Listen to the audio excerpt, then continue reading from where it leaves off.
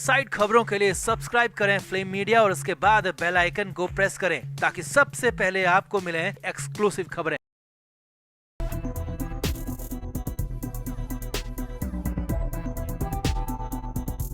महाराष्ट्र सरकार के मंत्री नवाब मलिक ईडी के शिकंजे में हैं। कभी लॉकअप, कभी जेल तो कभी अस्पताल। इन्हीं में उनकी जिंदगी फिलहाल घूम रही है, झूल रही है। लेकिन इस बीच नवाब मलिक ने एक दिन के लिए जमानत मांगी थी तो उम्मीद की जाने लगी थी उनकी तरफ से कि मलिक को इस बार जेल से बाहर जाने की परमिशन मिल जाएगी, क्योंकि मामला राज्यसभा चुनाव का है। लेकिन हालात ये हैं कि जमानत मिलने के बाद भी नवाब मलिक की ख्वाहिश शायद पूरी हो ही ना पाए। जी हाँ, मुंबई से जो खबर आ रही है वो खबर ऐसी है क्योंकि अस्पताल से बहुत बड़ी खबर है, उनकी हेल्थ को लेकर खबर है, बड़ा अपडेट है, जिसके बाद मामला सब कुछ अटकता हुआ दिख रहा है, फंसता हुआ दिख रहा है। तो क्या है कंडीशन, क्या है हालात और क्या आगे होने वाला है, सब कुछ आपको दिखाते हैं, बताते हैं। आप इस वीडियो को शेयर करें और कमेंट करके अपनी राय जरूर दें।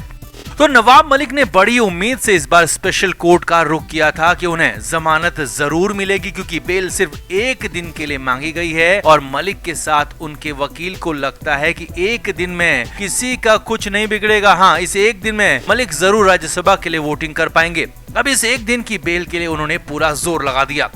नवाब मलिक की पार्टी एनसीबी की तरफ से भी जोर लगाया गया और मलिक को पूरी उम्मीद हो गई कि इस बार फाइनली बेल मिल ही जाएगी, भले ही एक दिन की सही, और वो खुली हवा में सांस ले पाएंगे। हालांकि ईडी ने पहले इस बेल का खुलकर विरोध किया और ईडी ने यहाँ तक कह दिया कि नवाब मलिक कैदी हैं और कैदियों को वोट देने का अधिकार नहीं होता है, तो ऐसे में मामला अटकता हुआ फंसता हुआ दिखा। लेकिन फिर भी मलिक को अपने वकीलों पर, अपनी लीगल टीम पर, कोर्ट पर पूरा भरोसा था कि उन्हें इस बार एक दिन की जमानत जरूर मिल जाएगी। और अब जमानत मिलकर नवाब मलिक जेल से बाहर आते इससे पहले ही मामला ज्यादा फंस गया, ज्यादा अटक गया। जी हाँ, नवाब मलिक को लेकर मुंबई के कुर्ला स्थित अस्पताल से बड़ी खबर है।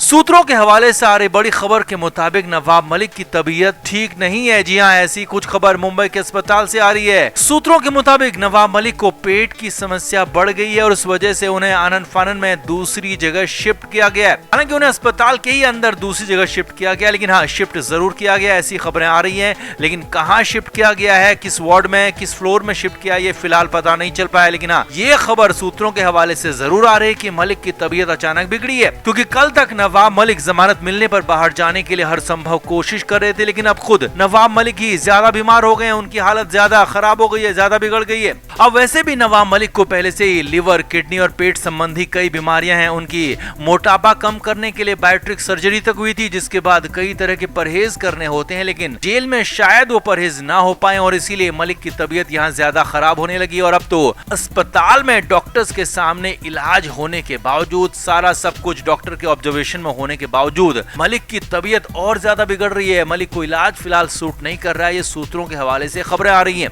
अब अस्पताल सूत्रों के मुताबिक मलिक उठने की कंडीशन में भी नहीं है और हो सकता है कि वो जमानत मिलने के बाद अगर उन्हें मिल जाती है तो जेल से बाहर ना जा पाए। जी हाँ, यही खबर आ रही है। हालांकि ईडी ने उनकी जमानत का खुला विरोध किया था और माना जा रहा था कि उन्हें जमानत नहीं मिलेगी, मगर यहाँ तो कंडीशन ये दिख रही है कि कोर्ट के आदेश से कहीं दूर वो खुद ही फंस गए हैं, खुद ही ज्यादा अटक गए हैं। और इसीलिए कहा जाने लगा है कि अब नवाब मलिक फिलहाल जेल से बाहर आने की जो उनकी इच्छा है वो शायद फिलहाल तो पूरी ना हो पाए। अब देखना होगा कि आगे क्या होता है। कुल मिलाकर ये देखना होगा कि आगे होता क्या है। क्या नवाब मलिक जेल से बाहर निकल पाएंगे या फिर जेल जैसी कंडीशन वाले अस्पताल से बाहर निकल पाएंगे या फिर अस्पताल के फेर में ही फंस जाएंगे। आपका क्या मानना है? आप भी कमेंट करके अपनी राय जरूर दें, वीडियो को शेयर भी करें। Flame media report. तो नवाब मलिक लंबे समय तक जेल के अंदर रहे और फिलहाल कुर्ला के एक प्राइवेट अस्पताल में अपना इलाज करा रहे हैं, अपनी सर्जरी करा रहे हैं। हालांकि मलिक को अस्पताल भी रास नहीं आ रहा है। हमने आपको बताया था कि मलिक ने एक दिन के लिए जमानत मांगी और मलिक सिर्फ एक ही दिन के लिए जमानत चाहते हैं। जी हाँ, नवाब मलिक एक दिन के लिए खुली हवा में आना चाहते हैं, खुली हवा में सांस लेना चाहते हैं और इसकी वजह है राज्यसभा चुनाव। राज्यसभा चुनाव के लिए महाराष्ट्र विधानसभा में वोटिंग होनी है और नवाब मलिक उसके वोटर हैं, क्योंकि वो विधायक हैं और इस चुनाव में विधायक की वोट डालते हैं। इसी दलील को देते हुए नवाब मलिक ने कहा है कि उन्हें एक दिन के लिए बेल दी जाए, एक दिन के लिए अस्पताल से बाहर छोड़ा जाए, जाने दिया जाए, जमानत दे दी जाए। लेकिन अब जो बड़ी खबर आ रही है, जो बड़ा आरोप लग रहा है, वो हैरानी भरा है, क्योंकि मामला सिर्फ बेल तक नहीं अटका है बल्कि उससे आगे पहुंच गया है। बेल से आगे जेल से फरारी तक पहुंच गया और इसी की आशंका जताई जाने लगी है। असल में नवाब मलिक ने बेल की याचिका दी थी, तो इस पर सुनवाई के दौरान ईडी ने इसका विरोध किया और ईडी ने कहा कि वो इस याचिका का विरोध आगे भी करेंगे। और साथ ही साथ ईडी की तरफ से पेश हुए सरकारी वकील ने कहा कि उन्हें जवाब देने के लिए 24 घंटे का वक्त चाहिए, क्योंकि उनका जवाब तैयार नहीं है और उन्हें जवाब तैयार करने में इतना वक्त लग जाएगा। हालांकि नवाब मलिक की तरफ से पेश हुए वकील अमित देसाई ने कहा कि 24 घंटे का वक्त बहुत ज्यादा है। अगर सरकारी वकील आज ही जवाब देते हैं तो इस पर आज सुनवाई हो सकती है। लेकिन कोर्ट ने सरकारी वकील की ही बात मानी और 7 जून का वक्त तैयारी के लिए दिया, जवाब दाखिल करने के लिए दिया और 8 जून को मामले की सुनवाई हो सकती है, जिसमें नवाब मलिक की बेल एप्लीकेशन पर चर्चा होगी।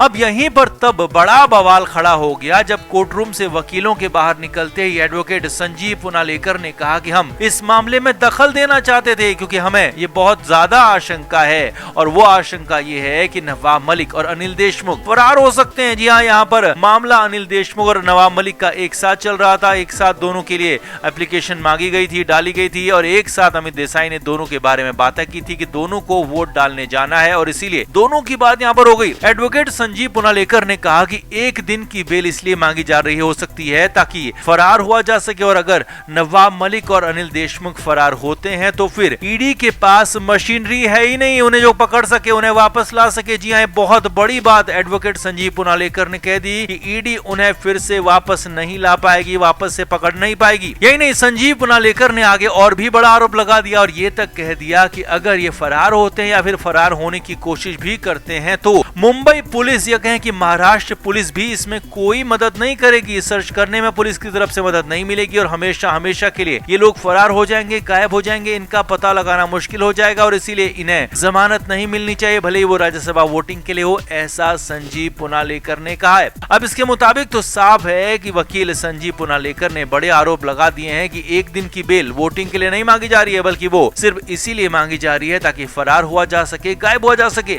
अब ऐसी ये बात ठीक भी है कि अगर किसी भी कंडीशन में या फिर किसी भी तरह से नवाब मलिक या फिर अनिल देशमुख को जेल से बाहर जाना होता है या फिर जेल से बाहर जाने की परमिशन मिलती है और अगर वो फरार होते हैं, जो कि पुनालेकर की तरफ से कहा जा रहा है, तो फिर उन्हें पकड़ पाना संभव ही नहीं होगा, क्योंकि संजीव पुनालेकर ने ईडी को मशीनरी विहीन बताया तो महाराष्ट्र पुलिस का सहयोग नहीं मिलेगा, ये भी साफ कर दिया। अब ऐसे में नवाब मलिक की याचिका पर सुनवाई से पहले ये बहुत बड़ी बात निकल कर आ गई है। मलिक पर बहुत बड़े आरोप लगा दिए। हालांकि आरोपों में कितना दम है, कितने सही आरोप है, कितने गलत है, हम कह नहीं सकते, लेकिन हाँ, आरोप लगाए जरूर गए हैं, आशंका जरूर ऐसी व्यक्त की गई है और अंदाजा लगाया गया है कि अगर ये फरार होते हैं तो फिर इन्हें पकड़ पाना संभव नहीं होगा। अब यहाँ पर मामला भले ही नवाब मलिक के वकील और सरकारी वकील के बीच में चल रहा था, लेकिन संजीव पुनालेकर जो कि अलग से इंडिपेंडेंट वकील हैं, वो भी इसमें शामिल हो सकते थे। हालांकि कोर्ट ने उन्हें वहां पर परमिट नहीं किया, लेकिन हो सकता है कि बेल की सुनवाई के दौरान उन्हें परमिट कर दिया जाए, बोलने के लिए उन्हें इजाजत दे दी जाए, तो वहां पर हो सकता है कि पुनालेकर कुछ और बातें कह दें। तो आपका क्या मानना है, क्या वाकई नवाब मलिक फरार होने की कोशिश कर सकते हैं या फिर नवाब मलिक पर ये आरोप सरासर गलत आरोप लग रहे हैं? आपका क्या कहना है? आप भी कमेंट बॉक्स में अपनी राय जरूर दें, वीडियो को शेयर भी करें।